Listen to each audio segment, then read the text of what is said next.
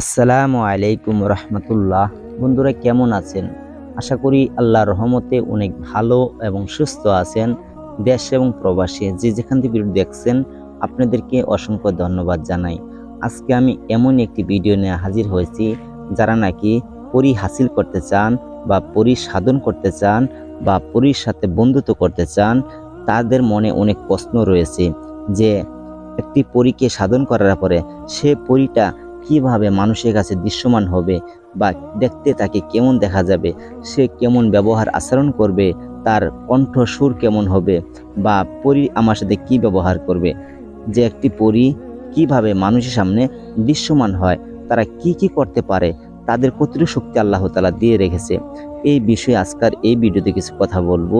যারা নাকি পরী সাধন করতে চান, পরীকে দেখতে চান, তারা দৃশ্যমান কিভাবে হবে বিস্তারিত খুলে বলবো। দেখেন, প্রকৃতভাবে যে একটি সঠিক নিয়মে যদি কোনো ব্যক্তি পরী হাসিল করতে চায় বা কোনো মোয়াক্কেল হাসিল করতে চায় বা দেখা যায় কোনো জিন জাতিকে হাসিল করতে চায়, সাধন করতে চায়, তাহলে তাদের সামনে কিভাবে দৃশ্যমান হবে এবং তারা কি কাজ করে দিতে পারবে আপনাকে, এটি কতটুকু সত্য না মিথ্যে। কারণ এই যে শতকরা মানুষ কিন্তু যারা পরী সাধন করে, লক্ষর ভিতরে দু একজন সাধন হতে পারে আর বাকিজন কিন্তু হতে পারে না, কারণ সঠিক নিয়মে তারা পরীকে সাধন করতে পারে না। এক নম্বরে কথা, যদি আপনি পরী হাসিল করেন বা পরী সাধন করেন, তাহলে আপনার একজন আগে উস্তাদ লাগবে।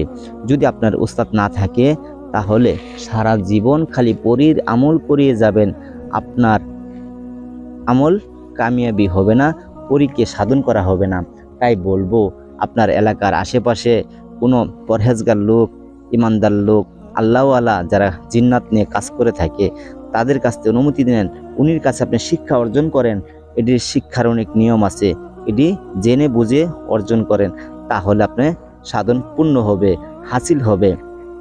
তখন যখন আপনার সামনে দৃশ্যমান হবে, হওয়ার পরে আপনি দেখতে পারবেন সে পরী আপনাকে সালাম দিবে, কণ্ঠস্বর হবে একদম নরম, যে এত সুর কণ্ঠ, শান্ত, এত ভদ্র, এত নম্র তাদের মেজাজ বা কথা, তাদের কথা শুনলেই এত ভালো লাগে, মনে হয় তাদের সাথে আমি সর্বক্ষণই চলাফেরা করি, এমন কিন্তু মনে হবে।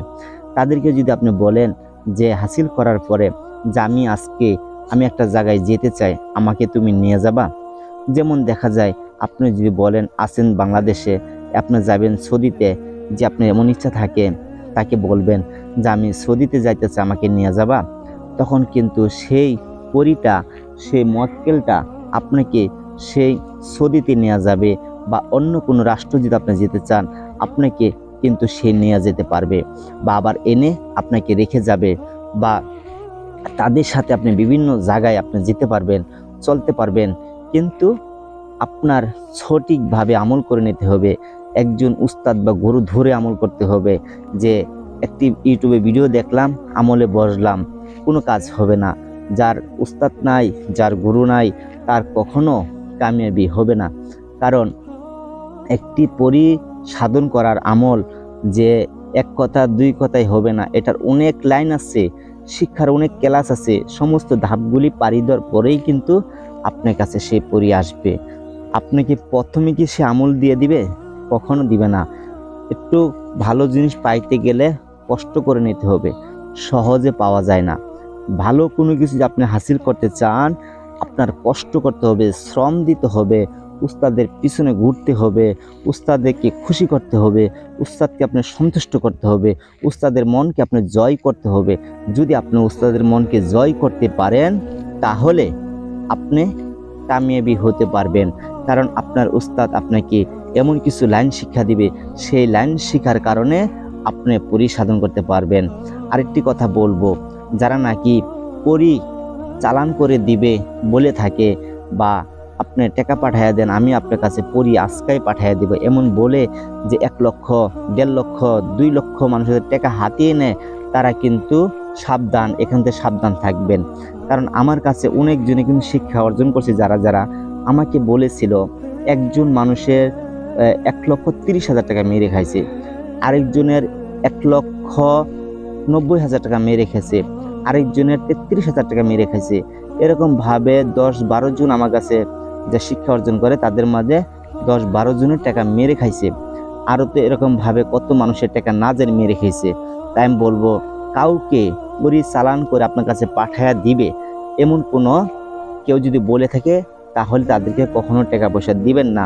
আমি বলি, আপনার এলাকার আশেপাশে কোনো জিন্নাত নিয়ে কাজ করে থাকে আল্লাহওয়ালা পরহেজগার ইমানদার এমন ধরনের লোক আপনি ধরেন, ভালো করে উনির কাছে শিক্ষা অর্জন করেন, তারপরে আপনি সাধন করতে পারবেন। উনির পিছে ঘুরলে আপনার অত টাকা ব্যয় হবে না, বড় জোর আপনি 20-30 হাজার টাকা ব্যয় হতে পারে শিক্ষা অর্জন করা পর্যন্ত। আর ওই যে এইভাবে মানুষকে আপনি 1,20,000 30,000 এইভাবে টাকা দিবেন, সে টাকাটি আপনার জলে যাবে। প্রথম বলবে 5,000 দাও, তারপরে বলবে এইটা করতে হবে আরো 10,000, তারপরে বলবে ওটা করতে হবে আরো 10,000 দাও, পরে আবার কি বলবে যেটা আজকে যদি না করো তাহলে তোমার ক্ষতি হয়ে যাবে, এমন কথা বলবে। বললা আপনার কাছে টাকাটি হাতিয়ে নেবে। হাতিয়ে নেওয়ার পরে দেখবেন মোবাইলটা বন্ধ করে রাখবে, আর তাকে খুঁজে পাবেন না। তাই বলবো, কাউকে এরকম ভাবে দিবেন না। আমি বলি, আপনার এলাকার আশেপাশে আপনি যেখানে থাকেন সেখানে যারা জিন্নাত নিয়ে কাজ করে উনিদের কাছে শিক্ষা অর্জন করেন। টাকা কিন্তু বেশি যায় না, একজন উস্তাদ কিন্তু শিষ্য কাছে টাকা খায় না, কিন্তু কিছু খরচ সেটা আপনার দিতে হবে, সাধারণভাবে কিছু খরচ হয়ে থাকে। তো যাই হোক বন্ধুরা, যদি আমার এই সত্য কথা বলা কারণে যদি কারো কোনো উপকার হয়ে থাকে, ইনশাল্লাহ এই ভিডিও যদি আপনার দেখে থাকেন আপনার আজকে উপকারে আসবে। যদি আজকে আপনার উপকারে না আসে, একদিন এই ভিডিও দেখা, এই ভিডিওতে শিক্ষা পাওয়া, একদিন বুঝতে পারবেন যে আমি সত্য কথা বলেছি এই ভিডিওতে। যাই হোক বন্ধুরা, সকলে ভালো থাকেন। আসসালামু আলাইকুম রহমতুল্লাহ।